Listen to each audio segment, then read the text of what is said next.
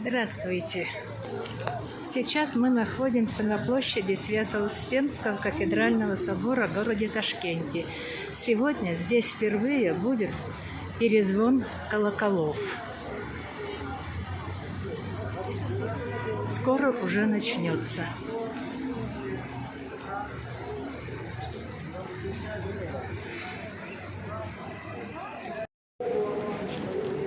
Сейчас мы входим в сам собор, где проходит служба перед перезвоном колоколов.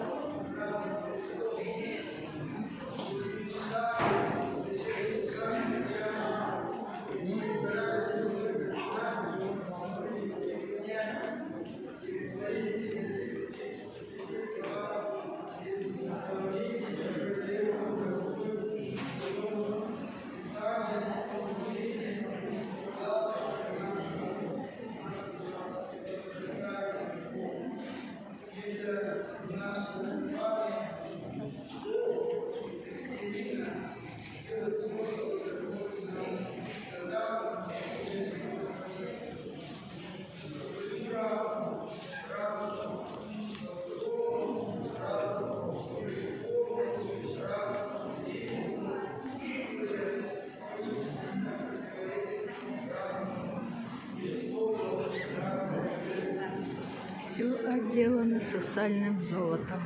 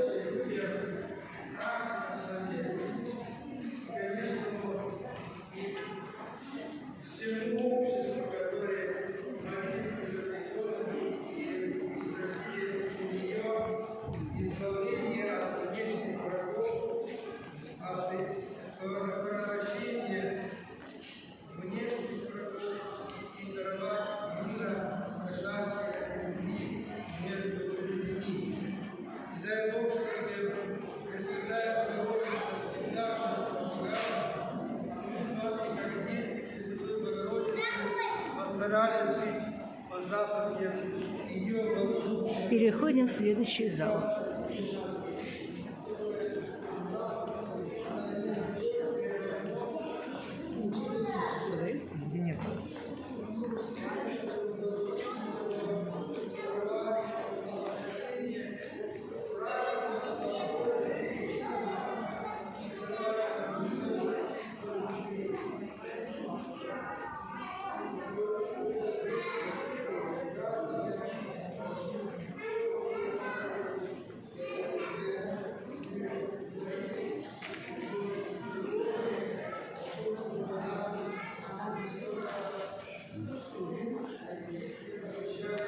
А здесь ставят свечи за упокой души.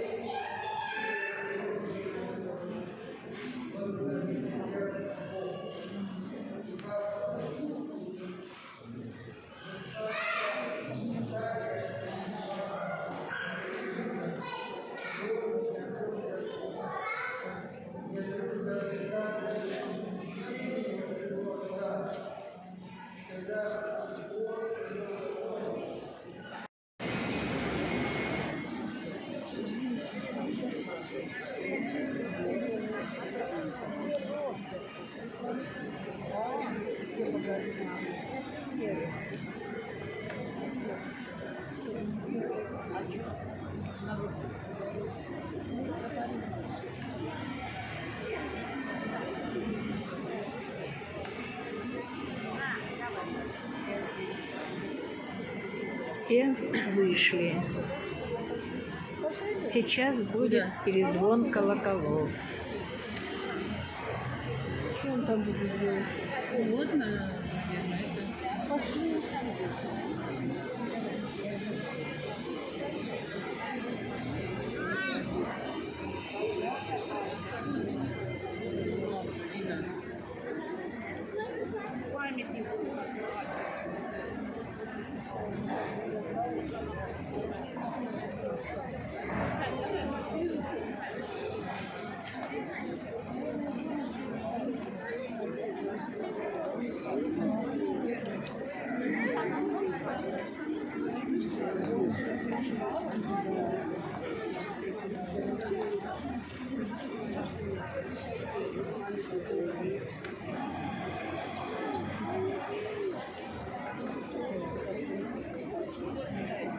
Там такая толпа, я вот так пройду.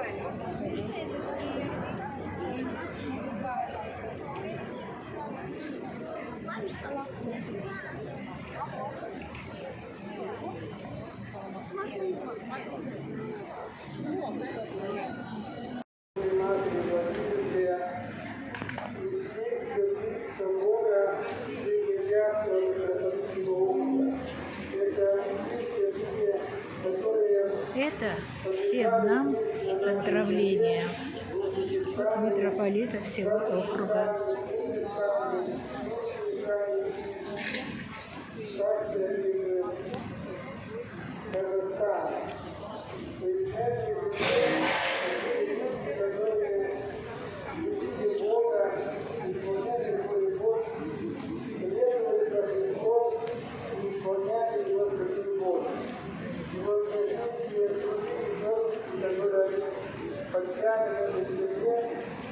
Господь осветил свою благодатью и даровал нам великую радость с Богом, и все сейчас находятся в небесных обителях Царства Божия и молятся за нас, чтобы мы тоже воссоединились в сердца к Богу, любить Бога истинного и жить по заповедям Христовым.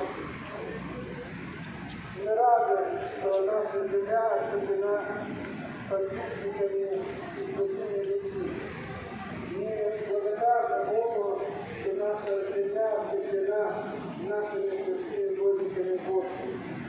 И надеемся, что и сейчас, сегодняшний день, когда мы живем в этой земле, есть много людей, которые любят Бога, исполняют Его святую волю, живут по заповедям Божьим, любят церковь Божью, ходят в ней, тем самым возвышаются от силы до полной меры возраста Христова. Если мы знаем, что у нас интересно, желаю здравия, благополучия. Не, иди сюда, там не пройдешь. Праздников и вас поздравляю. Это вам радость праздника и всего самого наилучшего и всякого благополучия. Праздник!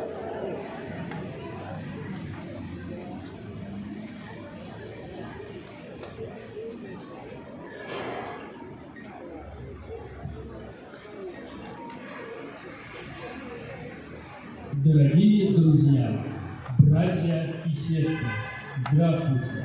С сердечной радостью мы приветствуем вас на праздничном концерте колокольного звона, посвященного 150-летию Ташкентской и Туркестанской епархии, Дню Среднеазиатского митрополитчего округа. Благотворительный фонд памяти преподобной Ефросинии Московской любезно пригласил Илью Михайловича Дроздихина, руководителя Московской школы звонарей и директора колоколитейной мастерской. Он не первый год радует прихожан разных храмов переливами колоколов и сегодня продемонстрирует свое мастерство нам.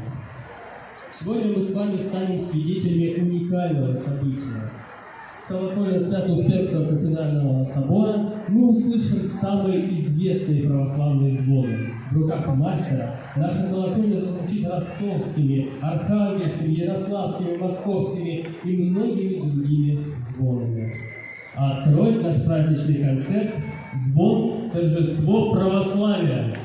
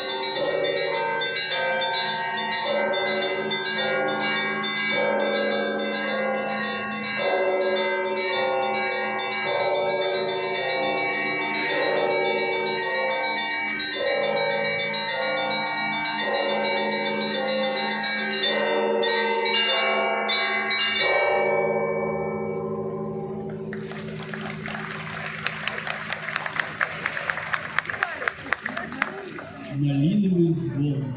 Так на Руси было принято называть красивый переливающийся звон. Название пришло к нам из Европы, от названия города Микеле, расположенного в Бельгии, который по-французски называется Малин. Там еще в Средневековье сумели разработать удачный склад для литья колоколов. Уже к 17 веку Малин стал европейским центром колокольного литья и колокольной музыки. Здесь и сейчас делают знаменитые карельоны. Первый карельон России, заказанный в южных Нидерландах Петром I, соответствовал микелянскому образцу. Звучит малиновый звон.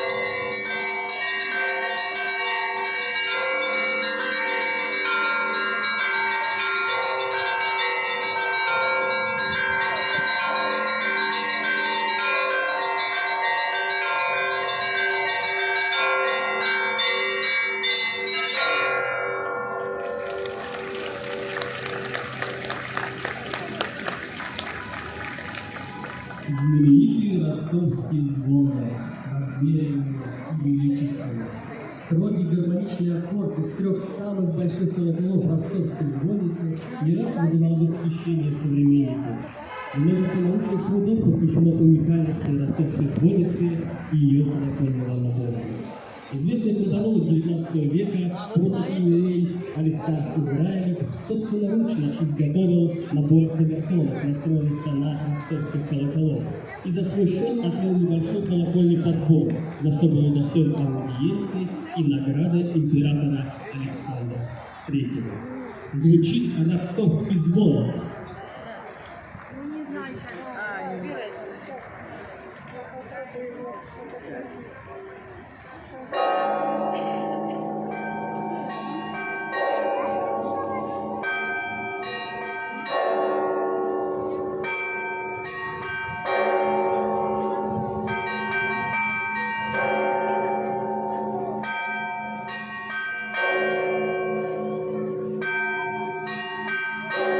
Вот туда встань, я тебе скажу, подай. Да, повернись сюда.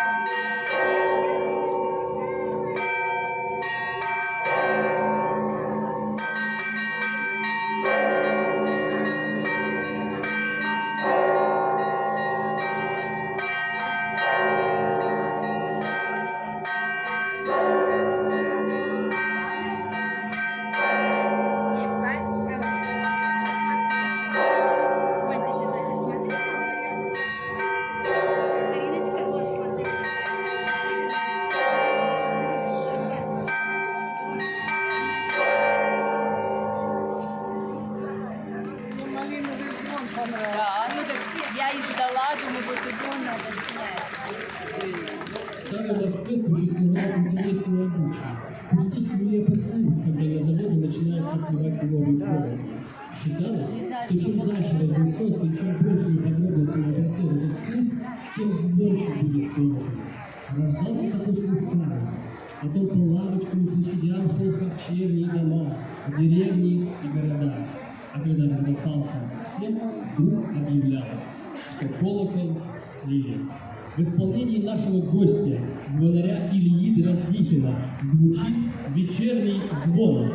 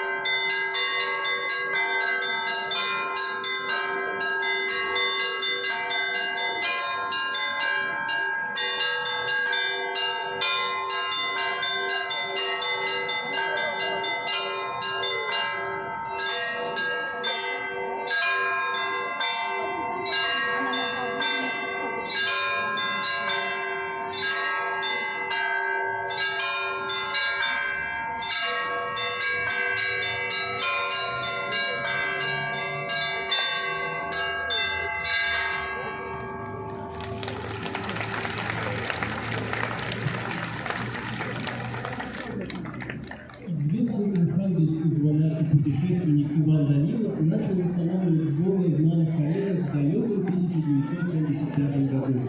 Он своими руками перевез и восстановил чудо сохранившиеся колокола Архангельской области. Его трудами были восстановлены звоны не только северной земли, но и новых храмов России. На его поморской лодке, с которой путешествовал по морям, была установлена небольшая звонница. Заходя и останавливаясь в порту, он обязательно отдавал небольшой колокольный концерт. Архангелогородцы очень гордятся своим языком и бережно сохраняют традиции северных сборов, восстановленные замечательным мастером Иваном Даниловым. В исполнении Ильи Дроздикина звучат архангельские звоны.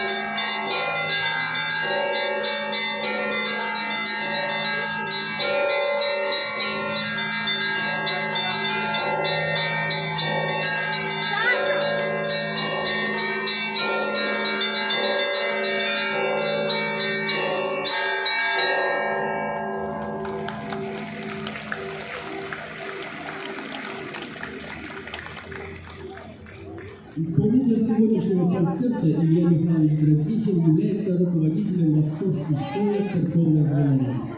До недавнего времени звонарское мастерство передавалось от учителя к ученику. До революции школ звонарей не было. В годы гонения на церковь, храмы и колокольни были разрушены, много колоколов уничтожены, преемственность звонарей вышла. Сегодня возрождением колокольного звона в России занимается известная Московская школа звонарей Ильи Дроздихина. Стать звонарем может любой желающий. Бытует мнение, что звонарь – это сугубо мужская профессия, требующая серьезной физической подготовки. Но это не совсем так. При правильном обустройстве колокольни и подвеске колоколов даже хрупкие женщины и девушки могут успешно справляться со всем колокольным набором. В год школа обучает более 100 человек. Немало среди выпускников школы и женщин-звонарей. На колокольне нашего храма звучат знаменитые московские перезвоны.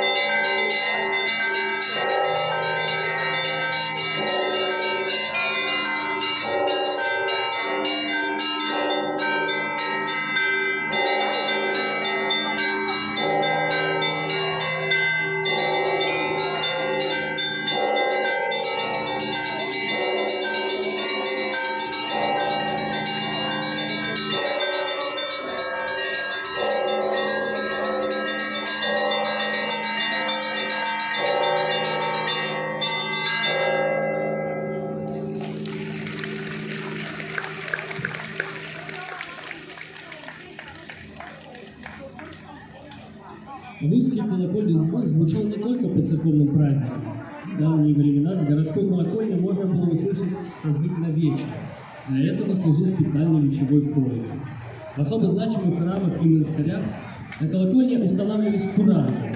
Они сообщали горожанам о наступлении того или иного времени. У Спаса бьют, у Николы звонят, а у старого Егория часы говорят. Так описывали в пословицах современники многообразие звонов старой Москвы. Звучит воскресный звон.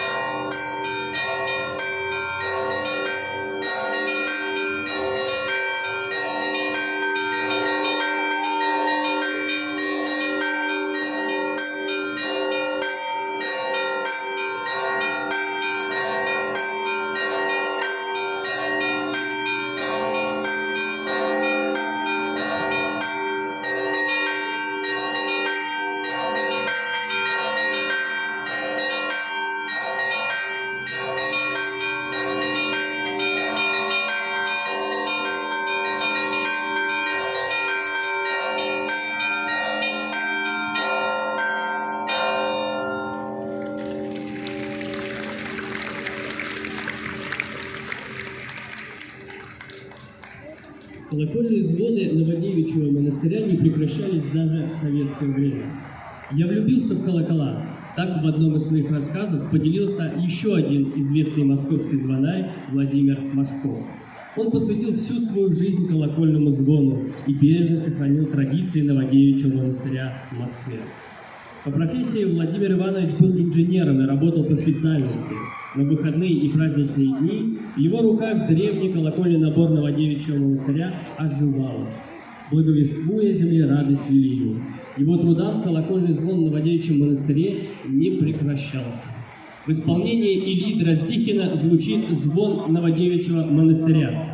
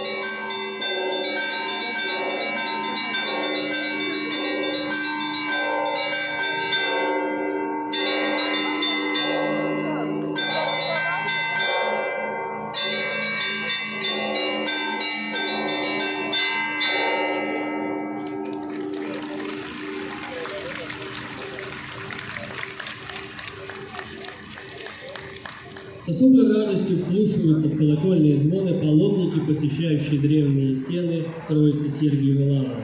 Лаврские звоны быстрые и пасхальные.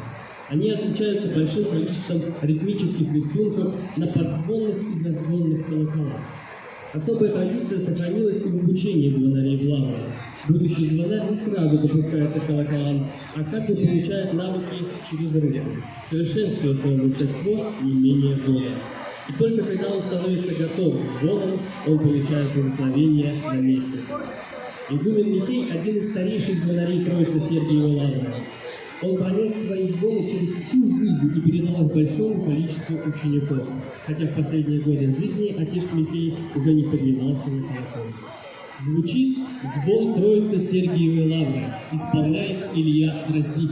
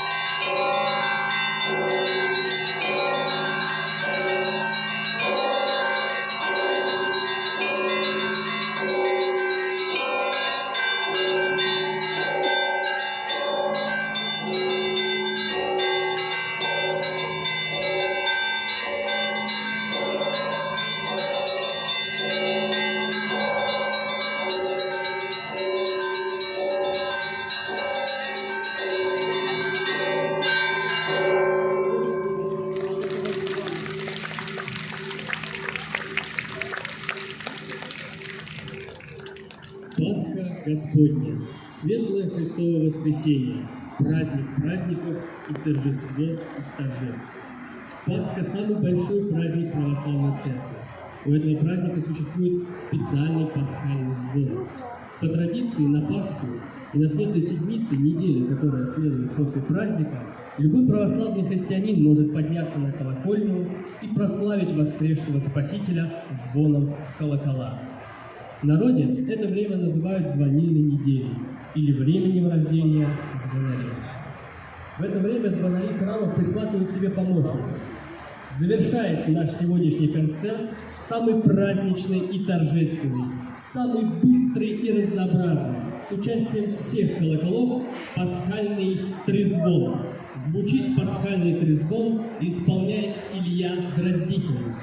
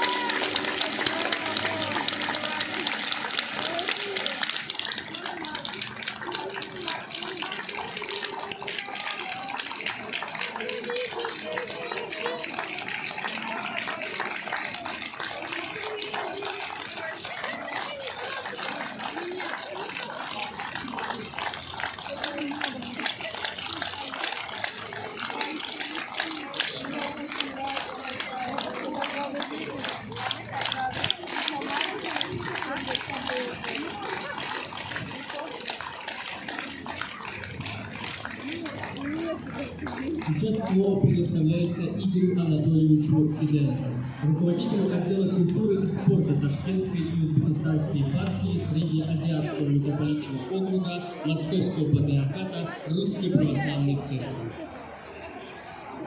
Добрый день, дорогие друзья, наши гости.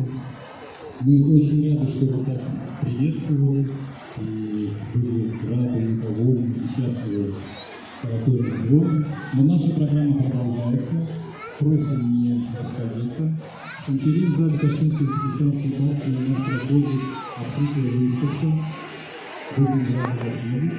И также сразу же вы можете пройти в конференц-зал на круглый стол Кире Георгий Арестовой. Это доктора исторических наук, периода методик, будет представлен доклад о святых римских. Рады вас видеть. Спасибо.